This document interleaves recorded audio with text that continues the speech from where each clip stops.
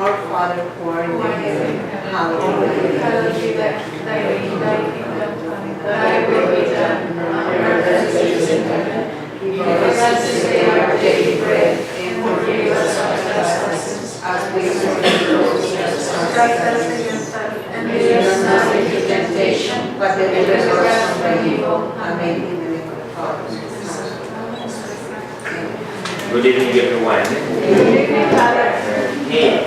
So, basically, prayer, as you know, today at Mass, the Gospel reading was about our Father. And it's always very important, to know what prayer is and then what we pray as Catholics, as Christians. Usually there is a tendency today from Protestant circles of spontaneous prayer. It's very good, spontaneous prayer, but really there's a danger to it, as Pope Benedict puts it, that oftentimes these spontaneous prayers, oh now God, I thank you for that. In the end, it's a reflection of our whims and wants, but not actually the gift of prayer. So there is no prayer we can come up with that is not contained in the Our Father. And so the tradition of the Church, and the heritage of basically our prayers, is that we have set prayers. Okay, they come from a long tradition of reflection on what prayer is. The Our Father, the Hail Mary. We have all those prayers in our prayer books. Hail Holy Queen, and so on and so forth. So we should use those prayers more often, rather than this, babbling and saying things, whatever. Okay? Usually when people pray spontaneously, you listen to them. What basically they are doing is that it's just they are praying to themselves. They're not praying to God. Why? Because they don't look at it as prayer as a gift. So, yes, started today. Okay, so if you are going to ask, what is prayer?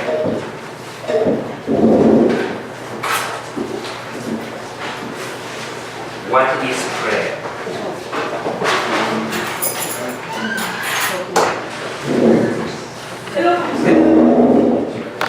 What is prayer?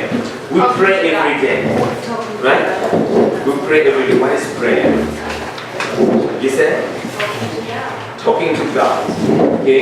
Praising God. Praising God. Listening to God. Okay. So, I want us to know what prayer is and how to pray. Because oftentimes we think we are praying, but in actual fact we are not praying. I told you this story. There's a church in Ohio. It's one of these Protestant churches which are basically mushroom like this every other day. So I think what Obama was doing, it drove them crazy, okay, in that particular church. And so one Sunday morning, service, they dedicated it to pray for Obama, but you know what they prayed for? That God takes him home. That was their prayer. So it is not prayer, because prayer, the sweet of prayer is charity. So oftentimes you hear, right, whenever we talk about prayer, we always say prayer is, Loving conversation. we will say prayer is talking to God. That's very common. So the Catechism of the Church dedicates, it has 4 major sections. The last section is on prayer. And when you look at how the Church looks at prayer, the Church never says prayer is talking to God. That's what we hear often, talking to God. We're talking to God about what? You see? Okay? It may be understood in a particular sense, okay? But you have to remember really what it is, because I can't even talk to God. I can't even know that He is up there if He hasn't given me the gift of prayer. Okay? So the Church begins by telling us what is prayer. What is prayer? Number 1, prayer is God's gift to us. That's how the church understands prayer primarily. Then, God's gift to us, number one. Number two, what is prayer? It's covenant relationship. What is prayer? It is communion. Okay? And then from that you will see that the primary act of prayer, because it's a gift, is to, from our part, is to listen. To receive the gift in faith and then listen. That's the first act of prayer on our part. Listen. Because God is speaking. So not me talking to God. I have to receive the gift first and then listen to what God is saying. And everything I do as prayer, whether petition, praise, thanksgiving, adoration, is a response to what God has given, what God has spoken. I can't move before God moves. God makes the first move, and then I respond to the movement of God. So please, I'll ask you to go and study the catechism. It's so rich, okay, the spirit of prayer. Here, like of course, like sometimes, let's just look at this. How many of us find it difficult to pray? Okay. How many of us find it very easy to pray? No one. No one finds it easy to pray.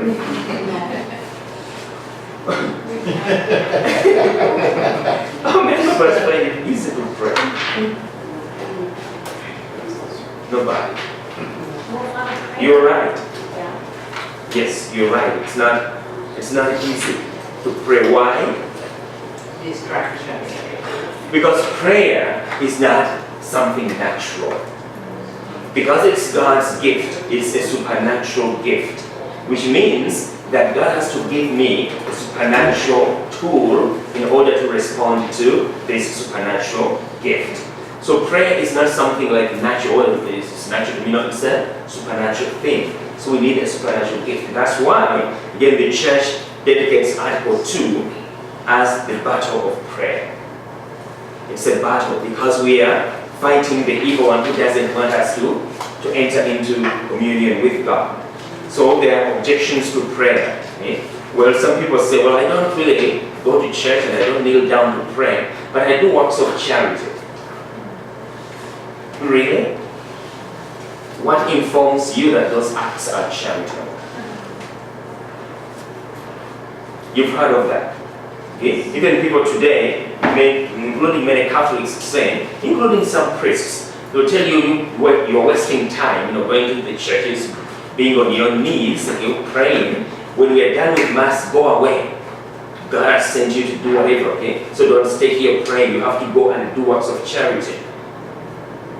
So if I do that, what am I basically doing?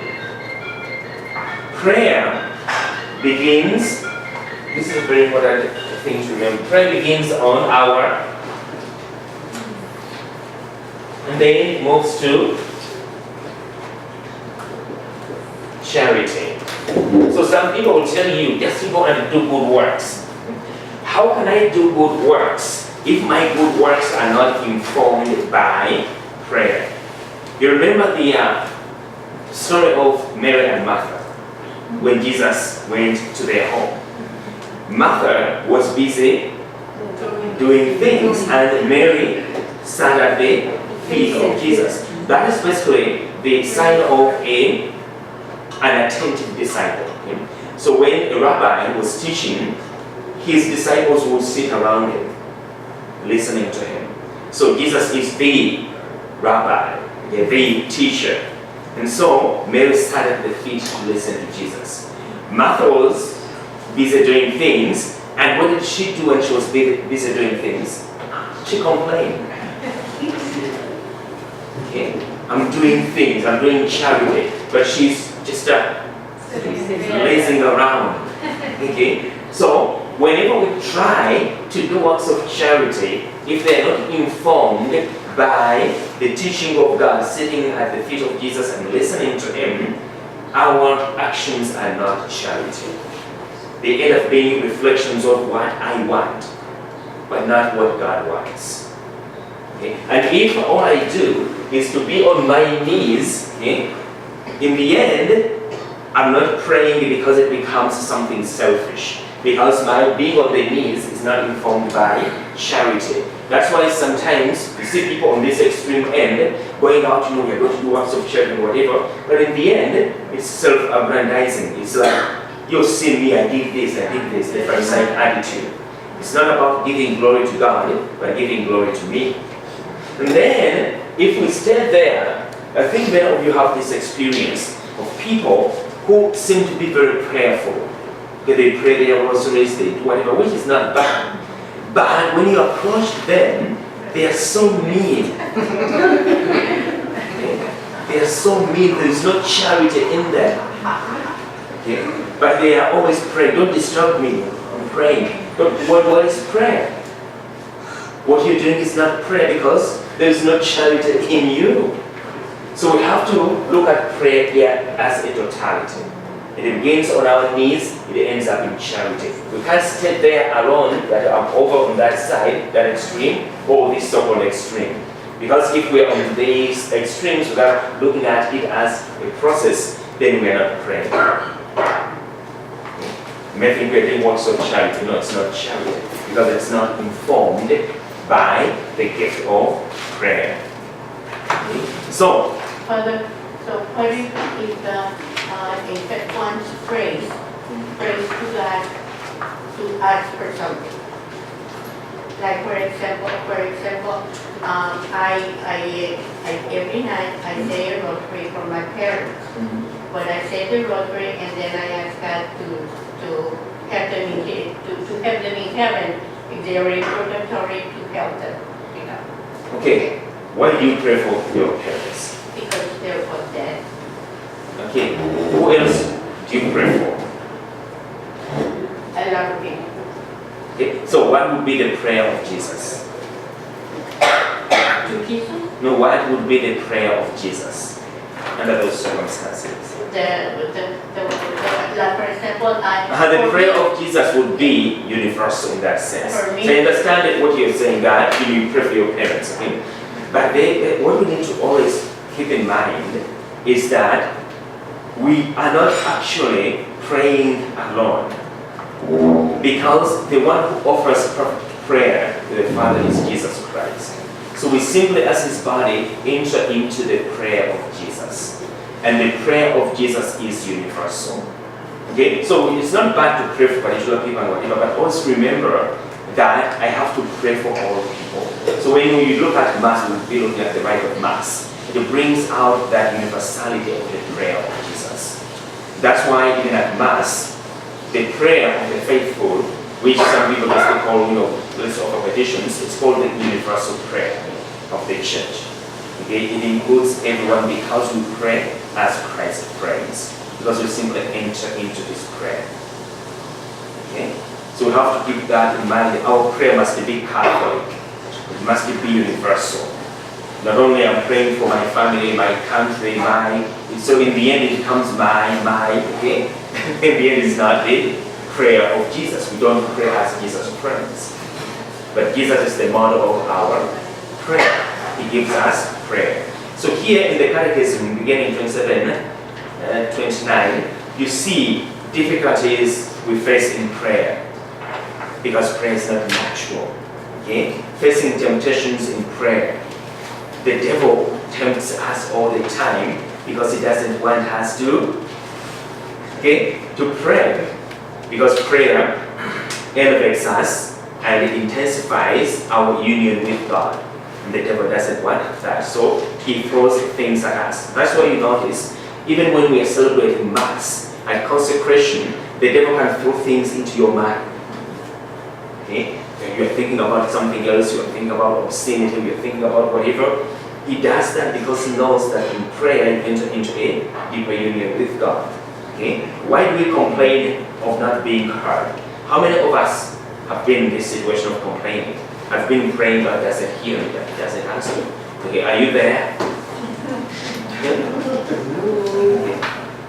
So get off those kinds of things.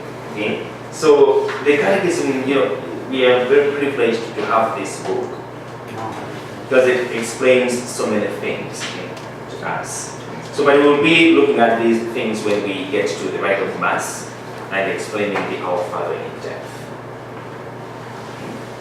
And of course, as you know, the Our Father has petitions. By the way, what you will see, the Our Father, the prayer itself, remember, it's part of the Sermon on the Mount when Jesus teaches, Matthew 5, 6, 7. So the Our Father is in Matthew chapter 6. It's the context of this prayer is the Sermon on the Mount. Remember, Moses in the Old Covenant went up the mountain, Mount Sinai, and received the law, the Torah of God. So Jesus, the new Moses, goes up the plain and gives the new Torah. So when you look at the Our Father, it follows the 10 Commandments. The first part is about God. The second part is about relations with our neighbor. Okay? So when we pray, we have to be attentive. Okay? Usually we just say, Our Father who art in heaven, hallowed be thy name, thy kingdom come, thy will be done on earth as it is in heaven. That part is not all that important. But when we come, okay, give us this day our daily bread. Okay, now we are talking. Okay? So that's when prayer, real prayer begins. Okay? Give us this day. Okay, God, are you listening? Yeah. Okay? But the first part is so important because it's the basis of the other 7 petitions that follow. So if we just gloat over the Our Father, why do we say our? We'll see in the Catechism that part only, Our Father. It takes a long explanation. We don't say my Father. We say Our Father. I don't say give me this day my daily bread. Give us. Who are we praying for? Even our enemies. As Scripture says, if your enemy is angry or hungry, you feed them. If they have vices and whatever, admonish them. But all we do sometimes is just to be resentful and angry with these people. And then we go and pray, okay? Give us this day our daily bread. And forgive us our trespasses. And then we still look at someone and say, you will burn in hell forever. But we go back and pray the Our Father. Forgive us our trespasses. And then we send people to hell as if we have the keys to hell. Okay? One time somebody told me that, so they will go to hell or whatever. I asked them, are you the devil? Do you know the devil has the keys to his house? So if you're sending people to hell, it means that you have the keys. So you must be him, Did I tell you a story when we were in seminary? We had a religious sister who was, a militant feminist. And then we had a priest who was just, the other extreme. And so this sister was always, whenever you say prayer and you say he, whatever, referring to God, she will tell you at the end of prayer, you have to say God. You don't say he, whatever. And so one time we had a conference, and this priest was giving that conference, and that man was there. And then he said, okay, now we have, so this is the priest is speaking in the conference and seminar. So we have to be very careful, because when the devil comes, she is very sneaky.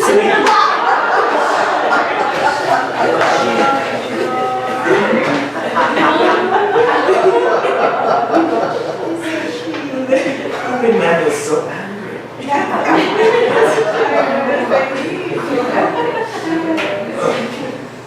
She's going to get you. Okay.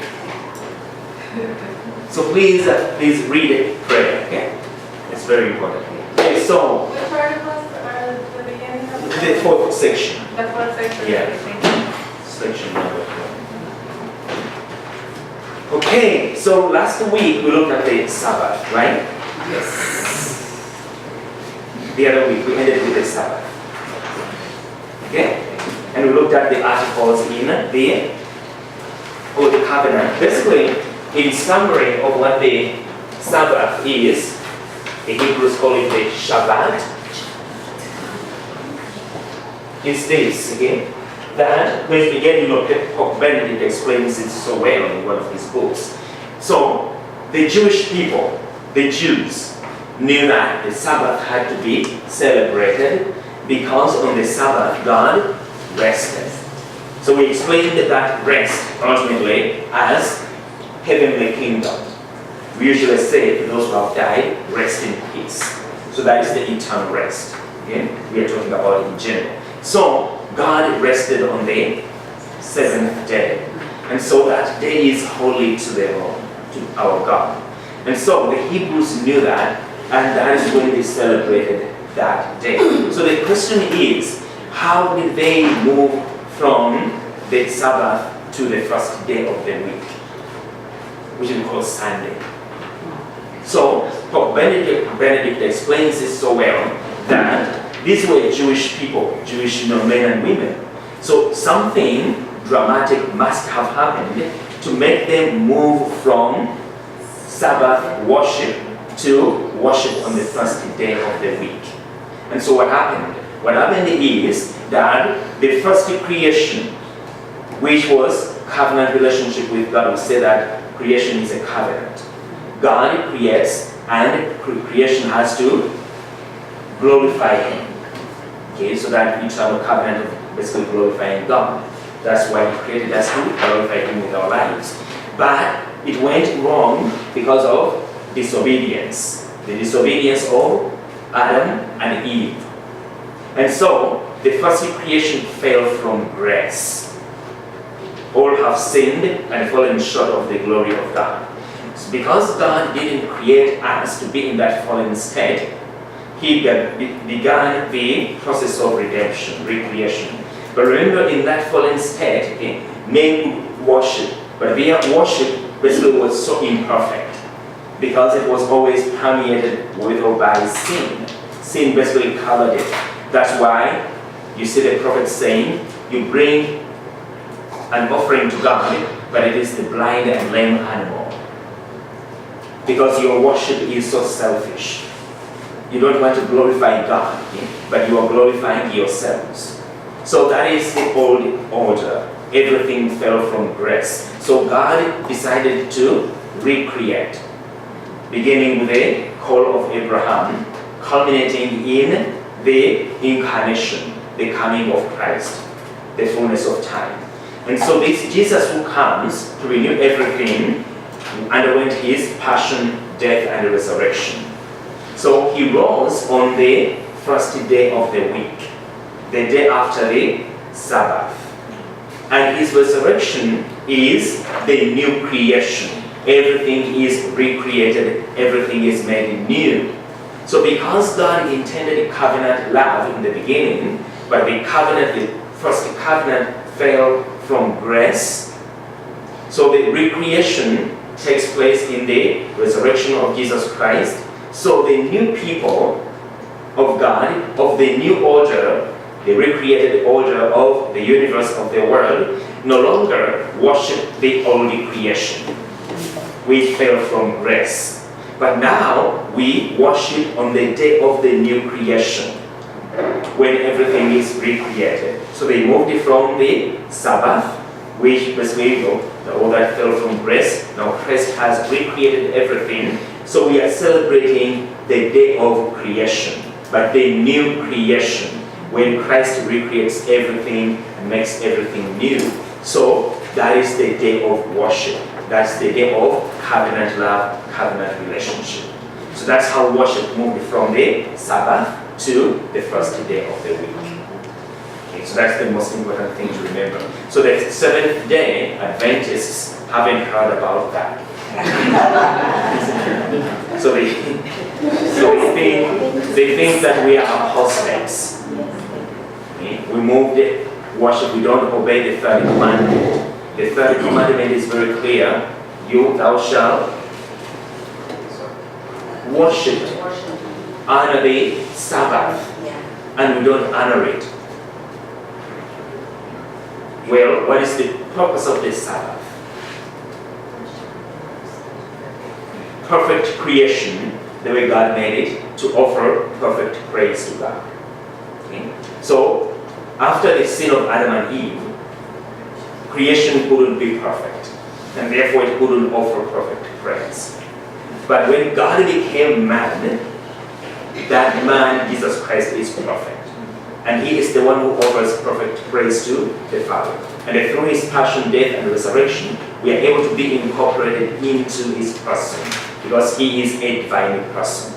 Not a human person, but a divine person. So we are incorporated into his worship, and now we can offer perfect worship through him, with him, and in him. Okay. So the purpose of this Shabbat is fulfilled in the new creation. So there is no reason why we go back to the covenant that was perfected by Christ. So that's why we call it the new covenant. So we can't walk according to the old covenant which gave way. Remember when Jesus Christ dies, the curtain in the temple was torn in two, to show that the old covenant has given way to the new covenant.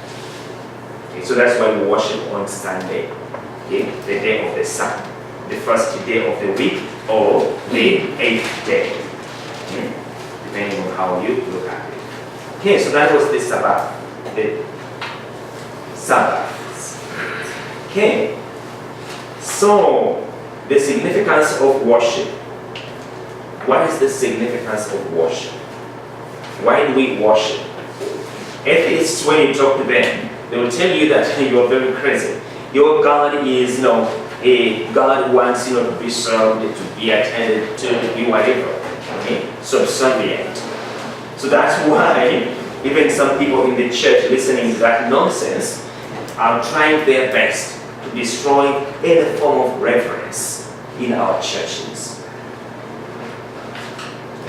Everybody who tries to be reverent before the Blessed Sacrament, they will label you as a fanatic. Okay? When they see you kneeling before the Blessed Sacrament to pray, which has problems. Okay? Who doesn't? I have problems, that's why I pray. Okay? I don't go to God to show him how good I am, because I'm not. Okay? It would be so stupid for me to say, God, you see, I'm good. No? I'm not like Scott Hahn.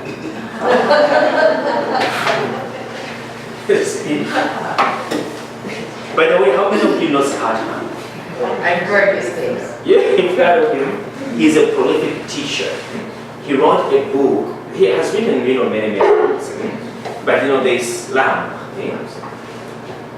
where he explains the Eucharist. It's a very good book. It's worth reading. Okay. So, significance of worship. The fundamental significance of worship is that God dwells with people. You see that? The fundamental significance of worship is that God dwells with people. God has chosen to dwell with us among us. God moves from mountain to the tent. Now God, let's first read the whole parable and explain. So the cloud moves from the mountain to the tent. God lives in the tent in the midst of his people. This is the same reality behind the Word made incarnate of flesh in John chapter 1. In the Exodus narrative about God's dwelling, there is a lot of detail concerning God's dwelling place. The reason is that it is God, not people, who decide if, when, and where to dwell. This emphasizes the freedom of God. The tent, the temple, is a replica of the heavenly dwelling. People cannot decide if and how to build it. It requires precise detail of what and how from God. So this is so important. The significance of worship is that God dwells with us. But we don't decide how God is going to dwell with us, where he's going to dwell, and when he is going to dwell, and how he is going to be with us. Reason being that among the pagans, they can manipulate their gods. So they think. So you give a God this, you make God dwell where you want, not where he wants, and then that God basically serves you in the end. So you go to the gods, you tell them what to do, and give them maybe some wine and things like that, gifts, and then they owe you something because you have given them something. So in Israel, that is not the way God is understood. God chooses where to dwell, how to dwell, and when to dwell. So when they build the tent, God gives instructions on how to do it. And so, this has to be taken very seriously. When we build our churches, we must always go back to the Old Covenant, because God gave precise detail. Why? Because God is going to dwell here, but the way he dwells here and his dwelling here is a replica of the heavenly dwelling. You hear the letter to the Hebrews talking about the heavenly sanctuary, not made by human hands, but by God himself. So that's where Jesus Christ is ministering to us. So when Jesus Christ comes among us, he looks at the temple in Jerusalem and he says that this is my Father's house and it must be a house of prayer. So this idea of building churches whereby there is no sanctuary, there is no nothing, is foreign to our understanding of God's dwelling. Our God is not manipulated. God gives us the precise details. So let's read this program again. The fundamental significance of worship is that God dwells with his people. God moves from the mountain to the tent. He decides to come to the tent and he has instructed them how to build it. So, this is the same reality behind the Word made flesh. Who told God to do what he did? He became incarnate. He determined the fullness of time, and he prepared a dwelling for himself. We didn't do that. He prepared a dwelling for himself. What is that dwelling? Mary, the mother of God. And the Ark of the Covenant in the Old Testament, you see how when God tells them to build the ark, it is so precise detail and it's very accurate. Everything is perfect about the Ark of the Covenant, its construction. That is basically to prefigure something else, something coming in the fullness of time. The Ark of the Covenant is built with precise detail and it is perfect in every way. Why? Because it's a replica of the true Ark of the Covenant, who is Mary, the mother of God, who is without any imperfection. Perfect. So these things have significance. So when the Word of God becomes incarnate, it dwells in a temple not made by human hands, but made by God. The womb of the Virgin Mary. So in the Exodus narrative about God's dwelling, there is a lot of detail concerning God's dwelling place. That detail, or those details, come from God himself. Okay. So the reason is that it is God, not people, who decide if, when, and where to dwell, to avoid manipulating God like the pagans do. This emphasizes the freedom of God. The tent, the temple, is a replica of the heavenly dwelling. People cannot decide if and how to build it. It requires precise details of what and how from God. So the way our churches have been built is not like a crazy somebody dreamt up something. So we have to always keep in mind that God revealed certain things about his dwelling here on earth, which are a replica of the heavenly dwelling. So there were also some other elements in the worship of Israel. They had ritual laws, which included food laws and ritual purity. The real purpose of some of the food laws is not clear. The possible rationale might be the repugnance people had for animals. There also might have been some perceived health threats. Animals were also associated with foreign powers. Okay, so when we look at law in the Old Covenant, we have 3 types of laws. We have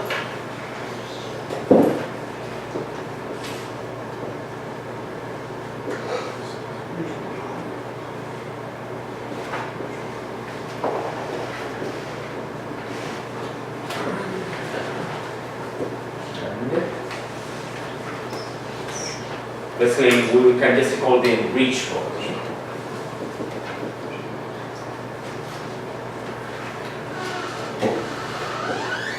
Okay, so the ritual precepts again are what you hear like about food, things like that. Ritual precepts, you have to wash your hands when you come from a marketplace, you have to do this. All those are rituals. Okay? They were ritual precepts. So they were provisional. Okay? These were provisional. So God gave them to Israel for a particular period of time when it was necessary. Some of them had to do with hygiene. Okay? Some of them had to do with not eating these particular animals because of the danger they posed to human health. Okay? So even with these human laws, there is a reflection that God intends to preserve His covenant community, wants people to be healthy, so on and so forth. So legal laws, rather the human laws like these two, are also a reflection of they are intended to serve divine law. Okay? So the legal precepts are like, like here in the US there is a constitution. Okay? So that's how the people of USA govern themselves. Okay? We can call those legal precepts. So those legal precepts were also provisional. Okay? So they don't bind us Christians. Okay, God gave them to the people then, okay, for a particular purpose, but they were also provisional. So when St. Paul talks about the law cannot redeem, the law cannot do whatever, he is talking about these two. So remember that during that time the people were Judaizers who were saying that if you are not a Jew, and you convert to Christianity, you must also obey the entire body of the Mosaic law. And Paul says no. That's not true because these laws were provisional. So whenever you see St. Paul talking about the law in a negative way, he is not talking about the moral precepts. He's talking about the legal and ritual precepts because they were provisional. Okay? Because some people have said, well, St. Paul had a negative connotation about law. No, he didn't.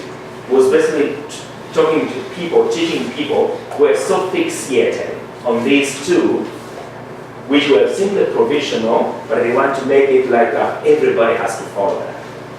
So Jesus in the Sermon on the Mount tells us that I did not come to abolish, but to fulfill the law. He is talking about the moral precepts. And this code is the 10 Commandments. So we have moral codes, legal codes, or precept and ritual codes. So these were provisional, this is eternal. So when you look at the 10 Commandments except one, they are all prescriptions of the natural law, which is God's eternal law written in nature by the fact that God created nature. So His laws are embedded there. So natural law is moral law, and it doesn't change. So Jesus says, I didn't come to abolish, but to fulfill the law. So this is what He is referring to here. Okay. So that's why, well, some people say, again naively, that Jesus did away with the old, whatever, the 10 Commandments. He simply gave us two laws: love God and your neighbor, the law of love. So we are no longer bound by the 10 Commandments. Is that true? Those two laws are the summation. Well, those two are the summation of the 10 Commandments. Did Jesus get rid of the 10 Commandments? Remember the rich young man who came to Him. said, what should I do to inherit eternal life? What did Jesus do? Reiterated the 10 commandments. And then the young man said, well, I have followed all that since my youth. Then he says, okay, good. Now go sell everything and follow me. Because that's the practical application of the commandments you've been following. Obedience. The young man couldn't. So Jesus never did away with the 10 commandments because he himself reiterated them. And he said, I didn't come to abolish but to fulfill. So it gives us the deepest expression, the deepest meaning of the moral precepts of the Old Covenant. Because he is the moral law. Okay, he is that eternal life. Okay, so we have to always keep that in mind. So ritual purity does not mean moral purity. Ritual purity is for the respect of the holy. Okay? So this is a very important thing. Okay? Rituals surrounding mystery. If we get in our lives, in every culture, we have rituals about so many things. So ritual is not something remote or primitive, as some people tend to think. In every culture, as long as you have human beings, they will have rituals. They may not recognize ritual, but it's actually there with everything we do. Okay? Like, let's say, Thanksgiving. What do we do on Thanksgiving Day? Why do we have to eat turkey? It's a ritual from the very beginning. Why can't I eat pork? That is my Thanksgiving. Why turkey? It's the tradition. Yes, yeah, it is there. So you can't just jump from somewhere and say, well, no more turkeys, okay? We're going to do it this way. It's a ritual, okay? People know what it is and they delight in it and they do it.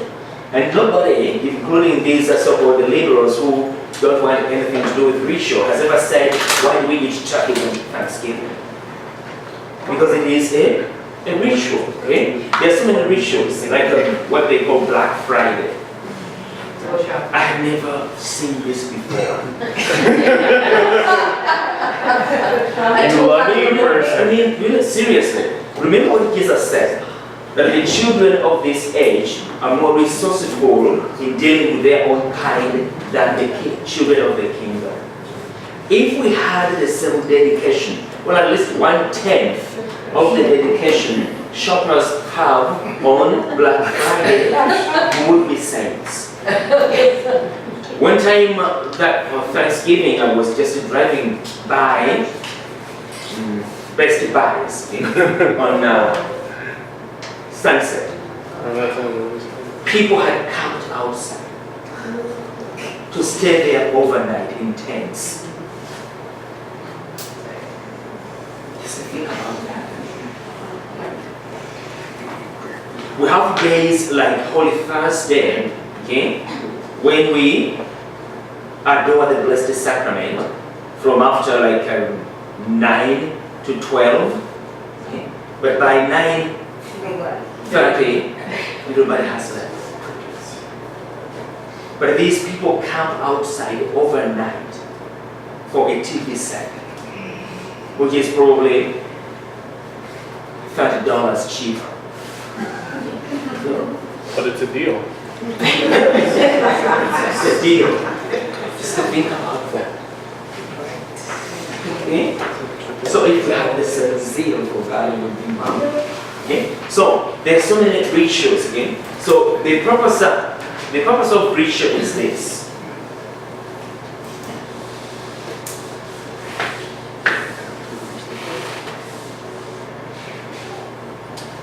Some of you here, maybe you know mathematics, okay, like engineering, things like that, physics, mathematics. You can't use prose and poetry to study mathematics. Okay? Prose and poetry is a language of a different area of study. So you can't go to a mathematician and start talking, prose and poetry. Shakespeare said this about this. look at what has that man to do with? Tell me about Einstein. Okay, not. Okay, so every area of life has its particular language, which basically drives the message home. In mathematics, you have very complex equations. You can't study prose and poetry using formulas, mathematical formulas. They don't apply to that particular study. So, when we look at mystery, there is also a language that pertains to mystery.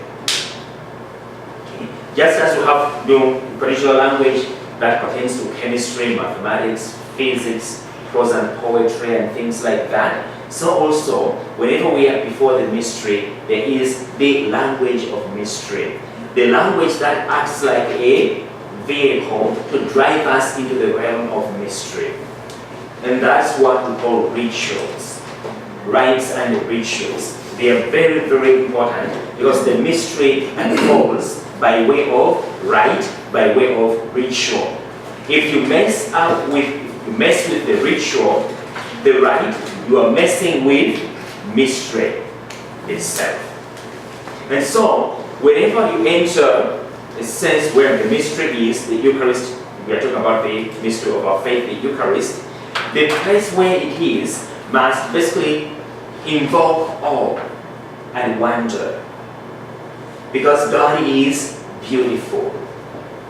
And so there must be beauty surrounding the mystery.